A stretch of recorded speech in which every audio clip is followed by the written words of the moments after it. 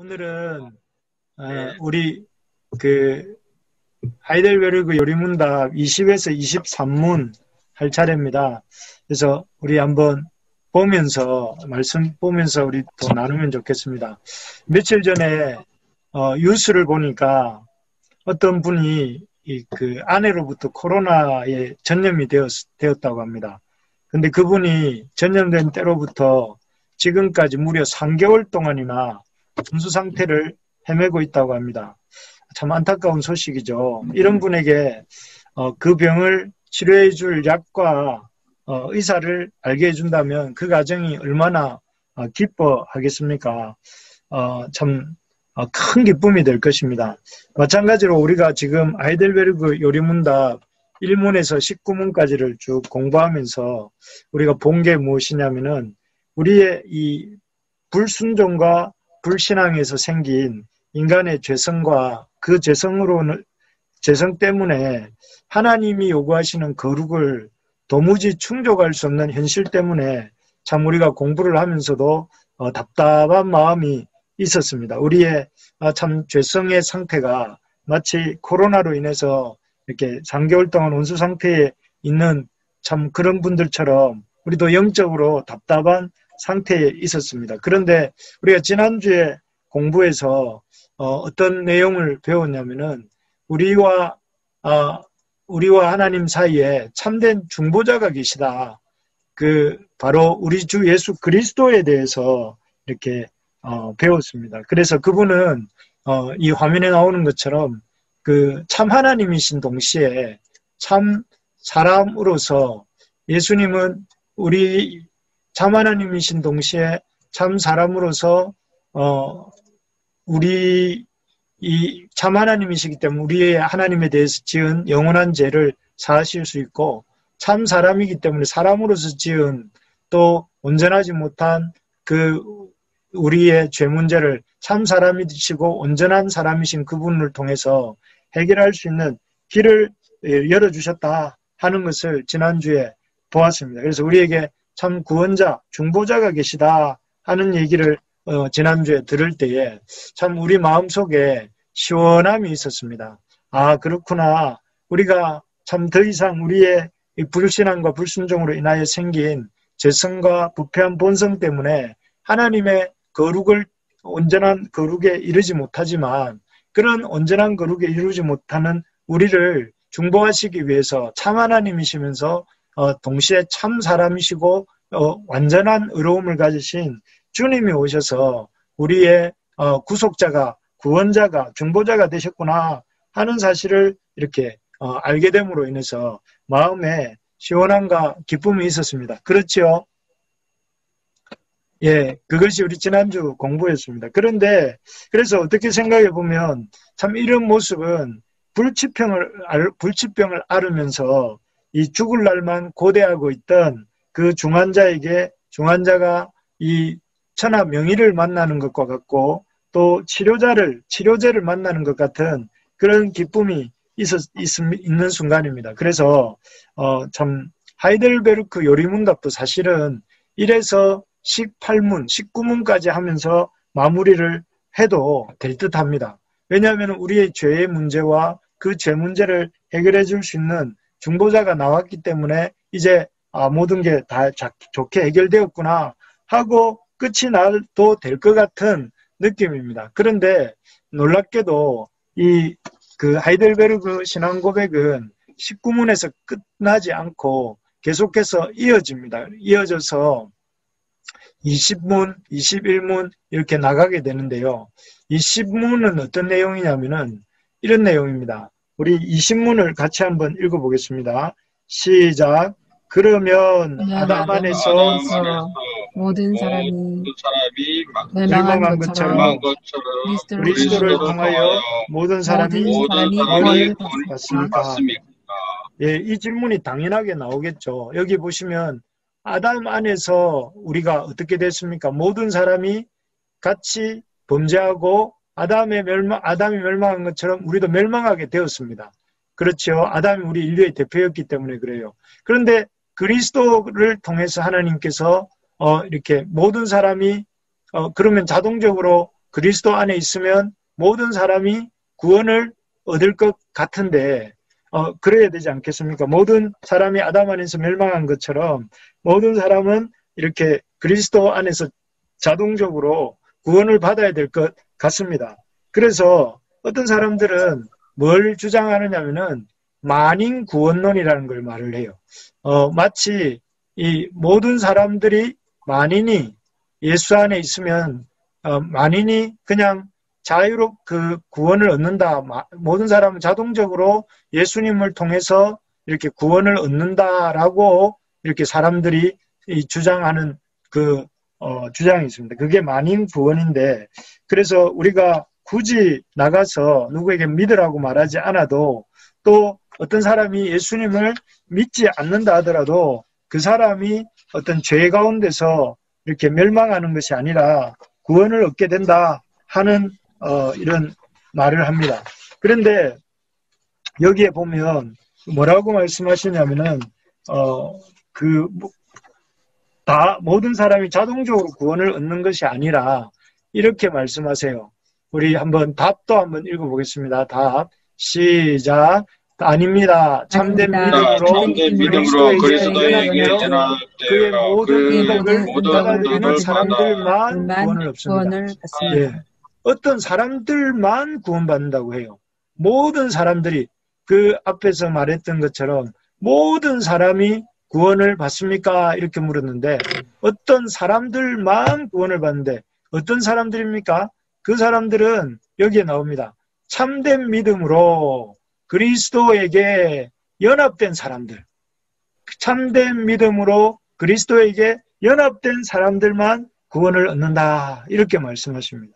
그러니까 예수님이 우리를 위한 구속 사역을 이루셨으니까, 중보자가 되셨으니까 사람들은 그냥 가만히 있어도 복음을 듣지 않고 지멋대로 살아도 구원을 받는 게 아니고 어떤 사람들이 구원을 받느냐면 참된 믿음으로 그리스도에게 연합되어 그의 모든 은덕을 받아들이는 사람들만 구원을 얻는다는 것이죠. 여기서 연합이라는 단어가 굉장히 중요한 단어입니다.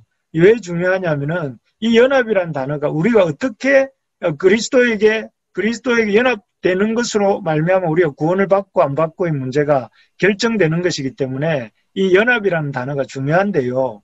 그러면 이 연합이라는 단어가 어떤 뜻일까요? 이 연합이라는 단어의 의미를 설명해주는 그 성경 본문이 로마서 11장 17절입니다.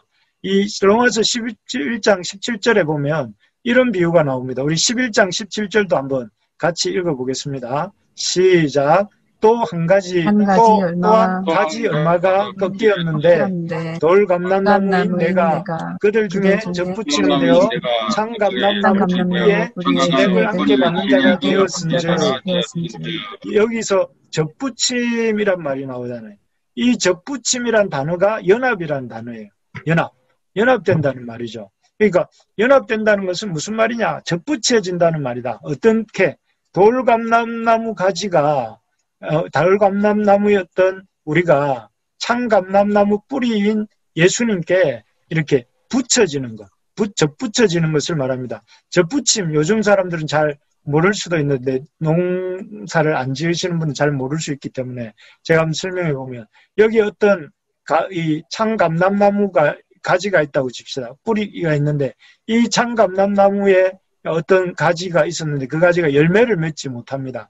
열매를 맺지 못하고 옆에 돌감람나무 가지가 있었어요. 그래서 농부가 그 돌감람나무 가지를 가지고 베어서 이 열매 맺지 못하는 창감람나무 가지를 베어내고 거기다가 이렇게 붙이고 이렇게 묶어줬어요. 이게 접붙임이죠. 접붙임. 이 그림이 접붙임입니다. 그래서 밑에는 창감람나무 가지고 위에는 돌감람나무 가지입니다. 그런데 이것이 접붙임인데 이렇게 접붙이게 되면 어떻게 되겠습니까? 이 돌감람나무 가지는 창감람나무 이 줄기에서 나오는 충분한 생명력과 수분과 영양분을 공급받아서 결국은 이 돌감람나무 가지에서 뭐가 맺히냐면 창감람나무 열매들이 맺히게 됩니다. 바로 이것이 그리스도와 연합한다는 것입니다. 그리스도는 원래 우리가 이 돌감람나무 가지였던 우리, 죄인이었던 우리가 참감람나무 가지인 예수 그리스도, 생명의 원천이 되신 예수 그리스도에게 이렇게 딱 붙는 것입니다. 딱 이렇게 칭칭 동여매듯이 이렇게 접붙이듯이 이렇게 연합 이렇게 둘러붙는 것입니다. 하나가 되는 것이죠.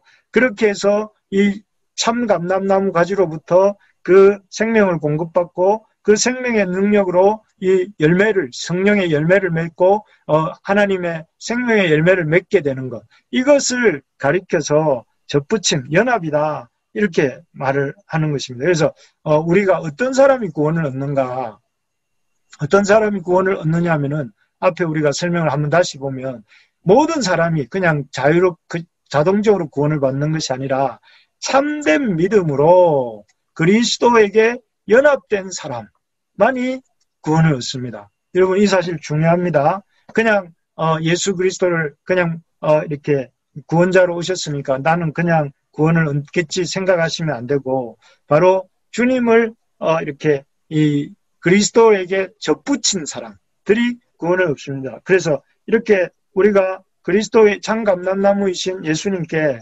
돌감람나무였던 우리가 접붙임 받게 되는 방편이 뭐냐면은 참된 믿음이라고 이게 나옵니다. 참된 믿음. 참된 믿음 이렇게 말을 하니까 여러분, 우리 속에 참된 믿음이 뭔가 하는 질문이 생기겠죠. 그래서 여러분, 우리 다시 넘어가서 이 21문입니다. 참된 믿음이란 무엇일까요? 여기 신뢰입니다까지 우리 여기까지 같이 한번 읽어보겠습니다. 시작. 참된 믿음은 하나님께서 그의 말씀에서 우리에게 계시하신 모든 것이 진리라고 여기는 확실한 지식이며 동시에 성신께서 복음으로서 내 마음속에 일으키신 굳은 신뢰입니다. 좀 길게 읽혔는데요. 좀 쉽게 설명하면 줄여서 말하면 확실한 지식, 참된 믿음이란 무엇이냐? 확실한 지식이고, 두 번째는 그 확실한 지식 위에 성신께서 복음으로서 내 마음속에 일으키신 굳은 신뢰입니다. 줄인다면 지식과 신뢰입니다.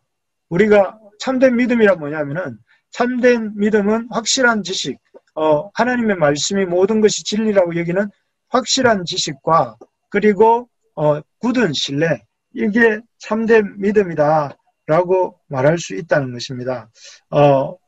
이 돌감람나무였던 우리가 참감람나무이신 예수님께 접붙임받아 연합하는 이러한 참된 믿음은 다시 한번 말씀드리지만 확실한 지식과 굳은 신뢰다 이렇게 말할 수 있습니다. 사실 요즘 기독교가 사회로부터 지탄을 받게 되는 중요한 이유가 무엇인지 아십니까?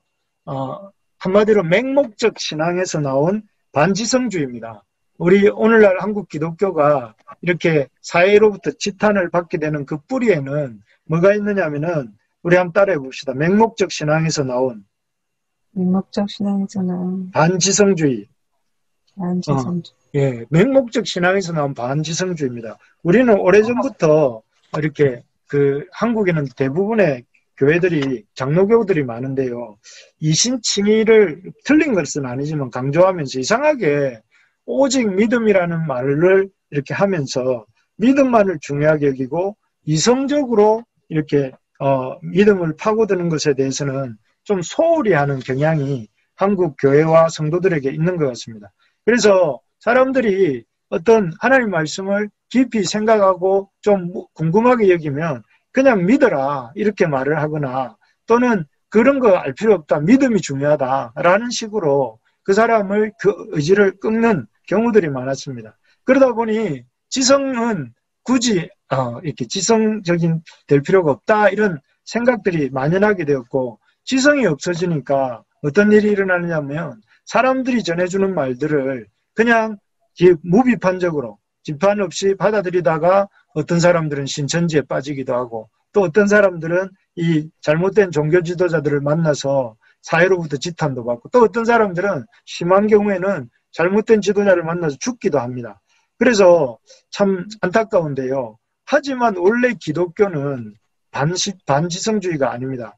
하나님께서 우리에게 하나님을 사랑할 때 어떻게 사랑하라고 하셨는지 아십니까, 여러분? 하나님이 우리를 사랑하라 하실 때 이렇게 말씀하셨습니다. 그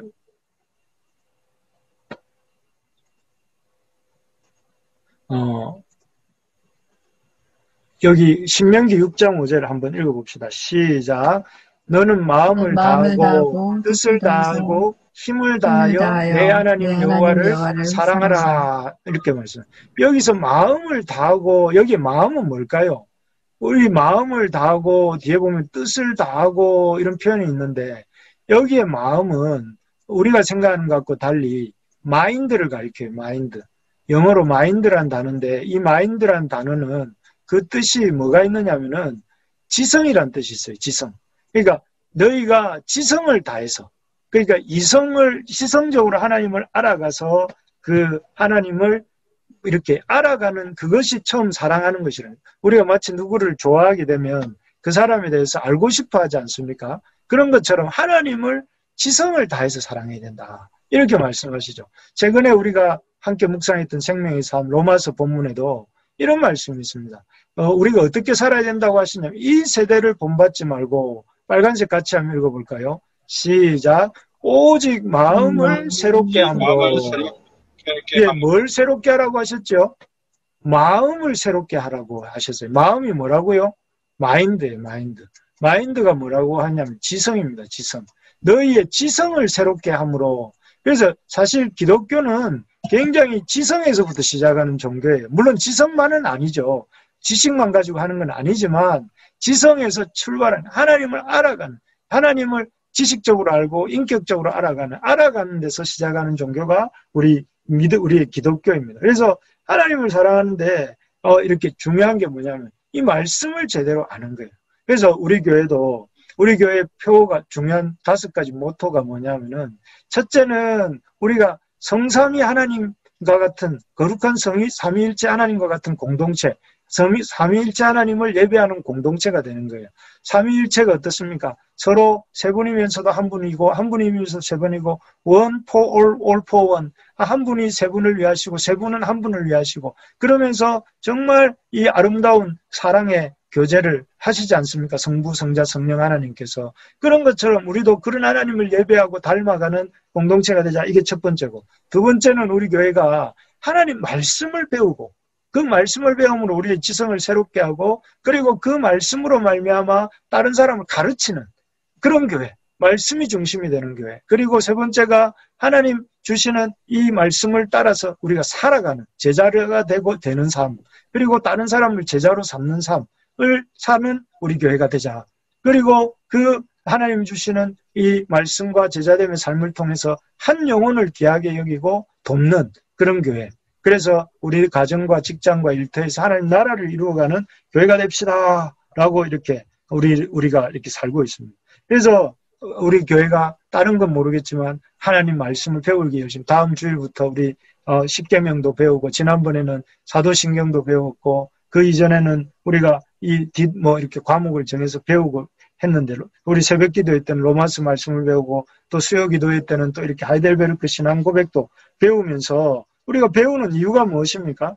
우리의 지성에서부터 하나님을 섬기는 삶이 시작되고 하나님 사랑하는 일이 시작되기 때문입니다. 이런 지성이 있을 때에 뭐가 일어납니까? 우리 마음속에 하나님이 주신 사랑도 일어나게 되고, 그리고 그 사랑에 의해서 우리가 참으로 그 열정도 생겨나게 되고, 그 열정이 있을 때에 하나님 역사도 일어나게 되는 줄로 믿습니다.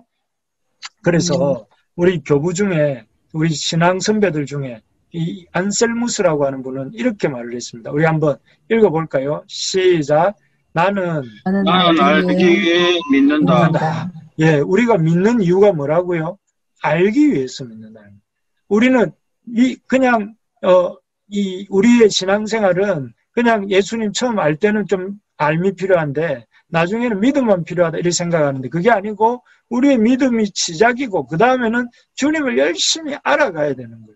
열심히 알아갈 때에 그런 어떤 믿음의 어떤 진보들이 일어난다. 그래서 우리 안셀무스 같은 믿음의 선배들은 나는 알기 위해 믿는다. 이제 믿었으니까 좀 더 열심히 알아라. 열심히 배워라. 열심히 하나님 알아가라. 이렇게 말을 합니다.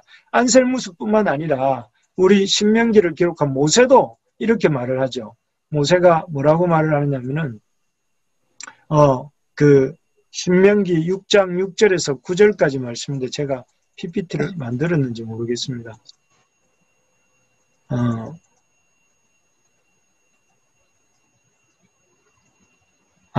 PPT가 없네요.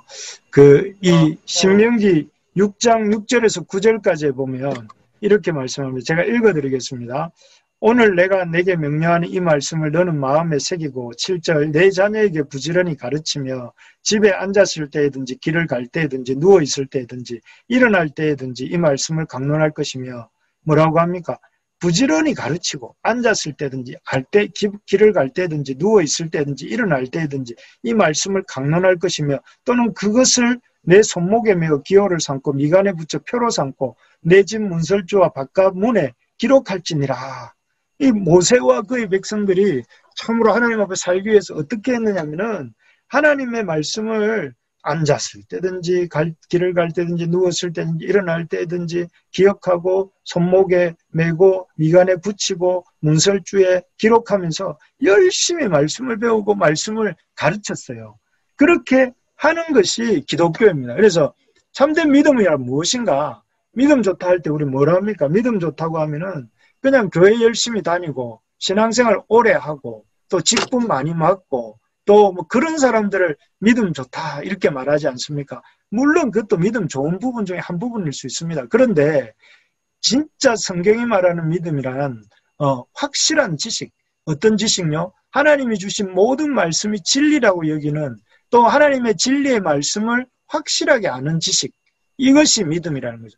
지식에서부터 그 믿음이 시작되는 것입니다. 그래서 우리가 이런 지식을 알아갈 때에 그 다음에 일어나는 일들이 뭐냐면은 우리 여기 화면에 보시면 확실한 지식이며 그 다음에 동시에부터 한번 읽어볼까요?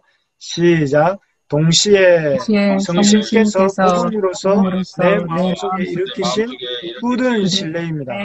우리가 하나님을 확실히 알아가게 되면 그 확실하게 알아가는 그 지식 위에서 어떤 일이 일어나냐면 성령 하나님, 성신 하나님께서 복음으로서 내 마음속에서 역사를 하시는데 무슨 역사를 하시냐면 굳은 신뢰를 주세요. 그러니까 이거는 어떤 관계적인 언어죠. 신뢰라는 것은 누군가를 믿고 의지하는 거니까 내 마음속에 지식이 들어왔는데 나중에는 그것이 관계를 만들어요.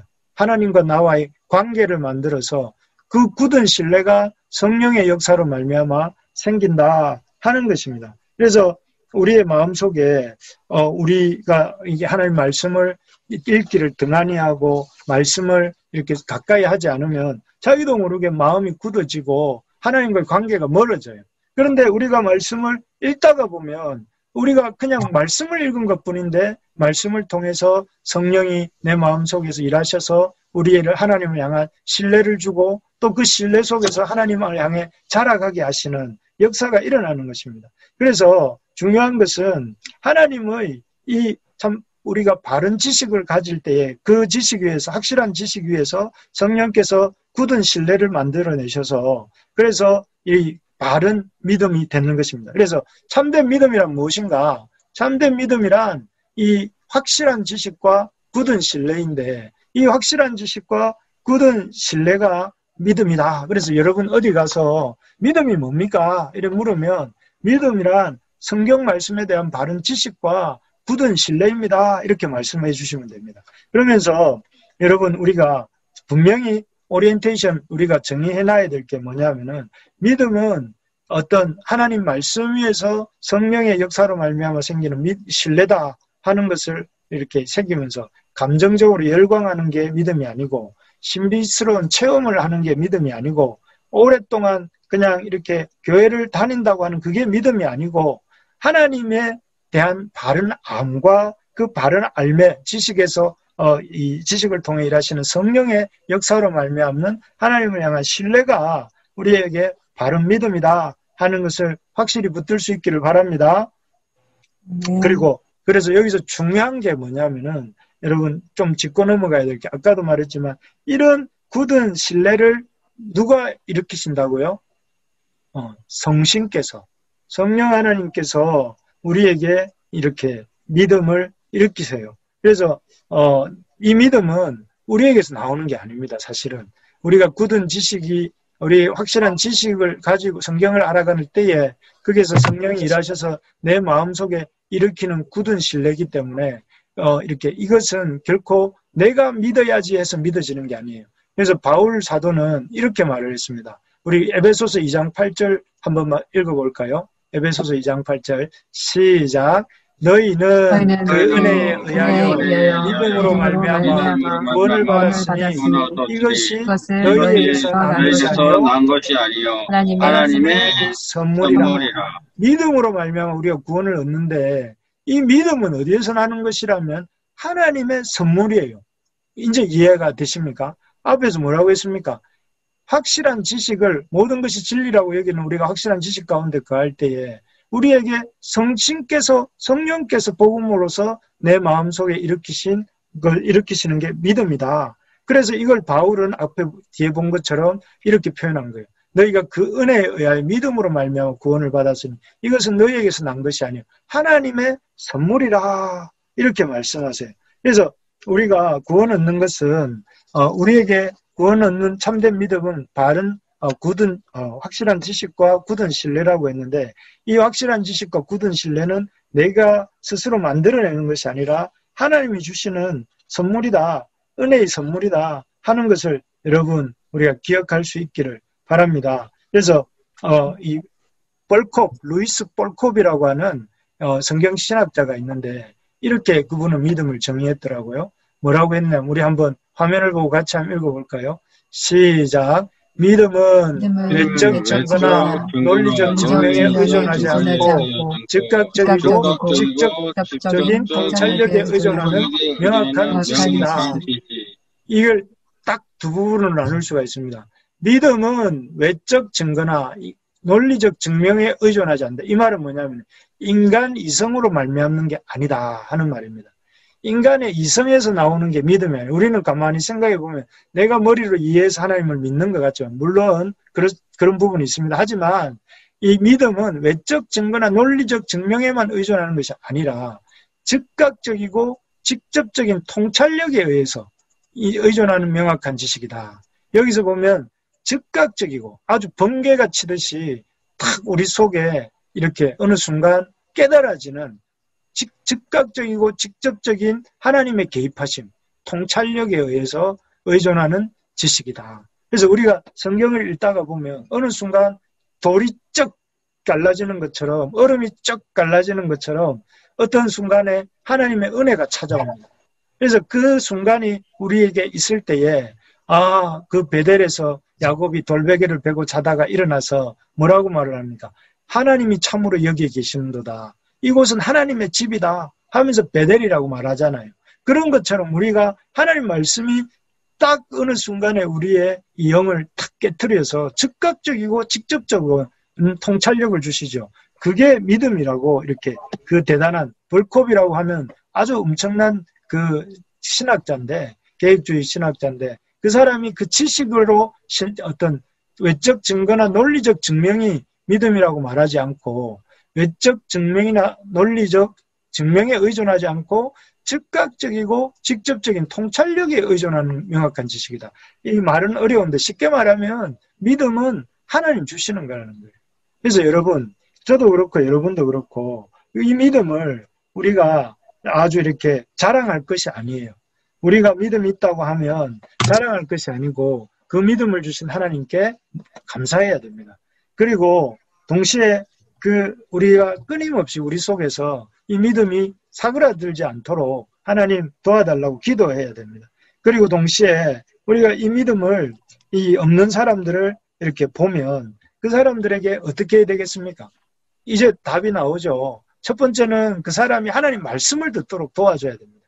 이게 왜냐하면 하나님의 말씀의 지식 위에서 뭐가 역사한다고요? 성령이 일으키시는 굳은 신뢰에 의해서 참된 믿음이 생겨나는 것이기 때문에 가서 교회 한번 온나 이렇게 말하는 것으로 그 사람이 믿는 게 아니고 그 사람을 하나님께 기도하면서 그 사람에게 하나님 말씀을 가르치고 그 사람에게 하나님 말씀을 가르치는 가운데 성령이 일하시게 하실 때에 일하시게 해달라고 기도할 때에 성령께서 그 사람의 마음에 일하셔서 그 사람에게 굳은 신뢰를 일으키시고 그러면 그 사람이 입문을 신앙으로 들어오게 되는 것입니다. 그러므로 우리가 할 일이 뭡니까?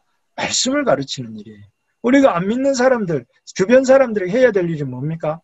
그 사람들에게 아주 성김과 봉사를 통해 사랑을 해야 되겠고 동시에 그들에게 하나님의 말씀을 전해야 됩니다. 말씀을 전하고 말씀을 가르치고 그 말씀을 배우도록 할 때에 그 사람이 그 말씀 속에서 일하시는 성령님을 만나고 신뢰가 생기고 그 신뢰가 생길 때 어느 순간 뻘kop이 말한 것처럼 이 즉각적이고 직접적인 통찰력을 하나님이 인사이트를 그 사람 속에 확 열어주셔서 그 사람이 눈이 활짝 열리면서 어떻게 되는 것입니까? 믿음이 생기는 거예요. 그래서 이것은 내가 하는 게 아니고 성령이 하시는 것이고 말씀이 하시는 일입니다. 그래서 여러분 우리가 한 사람을 전도하려고 한다면 어떻게 해야 되겠습니까? 그 사람의 이름을 갖다가 성경책에다 딱 적어놓고 또 큐티책에다 딱 적어놓고 펼 때 덮을 때마다 기도하고 또 그러면서 그 사람에게 말씀을 전할 기회가 있으면 말씀도 전하고 성령의 그 역사하심을 기도할 때에 그런 역사가 일어나게 될 줄로 믿습니다. 아멘. 그래서 저도 그렇고 우리 태일 집사님도 그렇고 우리 모두가 하나님 앞에 참으로 하나님 말씀을 붙들고 우리 자신을 위해서 기도하고 하나님 말씀을 붙들고 다른 사람에게 가르치는 말씀을 배우고 말씀을 가르치는 사람이 됩시다. 우리 한번 따라해 봅시다. 말씀을 배우고 말씀을 가르칩시다. 말씀을 가르칩시다. 아멘. 그래서 그런 우리가 될 수 있기를 바랍니다. 그리고 우리가 좀 한 가지 더 생각해 보아야 될 것이 이런 믿음은 하나님이 주시는 것이다 하는 것이고요. 그리고 이런 믿음은 또 동시에 어떤 것이냐 이렇게 말씀합니다.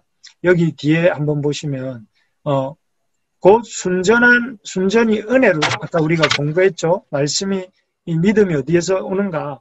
하나님 은혜로 온다. 하나님의 개입하심으로 온다. 그리고 오직 그리스도의 공로 때문에 온다 하는 것과 그래서 그러한 믿음이 때문에 하나님께서 제사함과 영원한 의로움과 구원을 다른 사람들뿐 아니라 나에게도 주심을 믿는 것입니다. 여기서 다른 사람이 등장합니다. 다른 사람.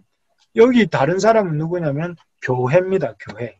하나님이 믿음을 어디서 주시느냐 하면은 그 제사함과 영원한 의로움과 구원을 이렇게 어디서 베푸시느냐면 다른 사람뿐 아니라 나에게도. 그래서 공동체적 믿음이 필요합니다. 공동체적 믿음. 그래서 하나님은 성령을 통해서 믿음을 주시는데 그 성령을 통해서 주시는 믿음은 다른 사람들과 함께 나에게 주시는 믿음이다 하는 것입니다. 그래서 우리가 믿는 자들의 모임 가운데서 이렇게 믿는 자들의 모임에 함께하는 것을 소중하게 여기고 이렇게 귀하게 여겨야 됩니다. 그래서 옛날에 유명한 교부 중에 어떤 분은 이런 말을 했습니다. 하나님이 아버지라면 교회는 어머니다. 이런 말을 했습니다. 아마 터툴리안이 했던 말인 것 같은데요. 아마 하나님이 아버지라면 교회는 어머니다. 이 무슨 말입니까? 젖먹이 아이가 태어나서 어떻게 자랍니까? 혼자 처음부터 걷고 밥에 먹고 일하러 다니고 하는 게 아니고 젖먹이 아이가 엄마 품에서 젖을 먹고 자라듯이 하나님께로부터 이렇게 거듭난 영혼이 어떻게 자란다는 것이에요. 교회라는 어머니 품과 같은 교회를 통해서 이렇게 자라간다는 것입니다. 그래서 어떤 교회를 만나느냐에 따라서 참 어떤 어머니를 만나느냐에 따라서 아이의 인생이 달라지는 것처럼 우리가 어떤 교회를 만나느냐가 인생에서 참 중요한데요. 우리가 이 믿음의 안에서 이 한 교회, 부르심의 교회 안에서 만나게 된 것이 하나님의 섭리고 또 은혜인 줄 믿습니다. 그래서 우리가 이 하나님의 은혜 가운데서 참 우리 교회를 사랑하고 교회 안에 머물고자 애쓰고 교회와 함께 이렇게 자라가는 우리 모든 부르심의 가족들 되기를 소망합니다. 그러려면 우리가 어떻게 해야 되냐면은 우리가 믿음을 가지고 나만 이렇게 생각할 것이 아니라 우리 주변에 있는 다른 사람들, 교회 안에 있는 다른 이들을 돌아보고 그들의 믿음을 세워주고 그들을 이렇게 말씀으로 세워주고 사랑으로 섬기고 또 그들을 자라가게 도와주는 그런 교회가 되어야 됩니다. 그러려면 여러분 맨날 우리 우리 부르심의 교회가 어떻게 하면 잘할 수 있을까 이렇게 고민을 하시는데 참 좋은 고민이고 너무 고마운 고민이죠. 그런 고민들을 이렇게 고민으로 그치지 않고 실제화시키려면 어떻게 해야 되냐면은 우리가 우리 주변에 있는 다른 사람들을 돌아보셔야 됩니다. 그분들을 말씀으로 섬기고 말씀으로 세워주고 말씀으로 또 이렇게 나눌 때에 교회가 자라가게 되는 것입니다. 그래서 어떤 분이 한 말이 성장하는 교회는 사랑하고 사랑하는 교회는 성장한다. 이런 말을 했습니다. 다시 한번 말씀드릴까요? 성장하는 교회는 사랑하고 사랑하는 교회는 성장한다. 그래서 어떤 교회가 성장하는 교회의 속성이 뭐냐면은 사랑이라는 게 사랑. 사랑하고 사랑받을 때에 사랑할 때 공동체가 자라고 자라갈 때 서로 사랑하게 되는. 그래서 이와 같은 역사가 우리 교회 가운데 있기를 소망합니다. 우리 참된 믿음에 대해서 쭉 길게 설명을 했습니다. 참된 믿음이란 무엇인가? 확실한 지식, 하나님의 말씀에 대한 확실한 지식과 그것을 통해서 일으키시는 굳은 신뢰다. 그리고 그런 신뢰는 하나님이 주시는 이런 역사다. 믿음은 하나님의 역사다. 그렇기 때문에 우리가 그 믿음이 참 감사해야 되겠다 하는 것과 그 믿음 가운데서 서로 사랑하고 돌아봐야 되겠다. 이런 것입니다. 그래서 이런 참된 믿음의 그 구체적인 내용이 무엇인가 하는 것을 이제 공부하는 것이 23문부터 이어지는 공부입니다. 23문부터 무엇을 믿어야 되는가 할 때에 이 23문에서 말하는 것이 이제 사도신경입니다. 우리가 지난 봄에 함께 나누었던 성경 말씀이죠. 신앙 고백이죠. 사도들의 신앙 고백이 사도신경인데요. 사도신경을 이제 그 신경이 우리의 기독교 신앙의 핵심적 조항들을 잘 요약해 줍니다. 그래서 여기 보면 전능하사 천지를 만드신 하나님 아버지를 내가 믿는다. 하나님이 천지 창조주이신 것과 우리 주 예수 그리스도와 성령과 또 빌라도 하에 고난받으신 것과 죽으신 것, 장사되신 것, 음부에 내려가신 것, 부활하고 승천하시고 자정하신 것, 심판 이런 것들을 이제 다음 주부터 하나씩 우리가 이미 한번 공부했기 때문에 말씀을 들었기 때문에 이번에 들으면 더 큰 은혜가 있을 줄로 압니다. 그래서 그렇게 배워나갈 수 있기를 소망합니다.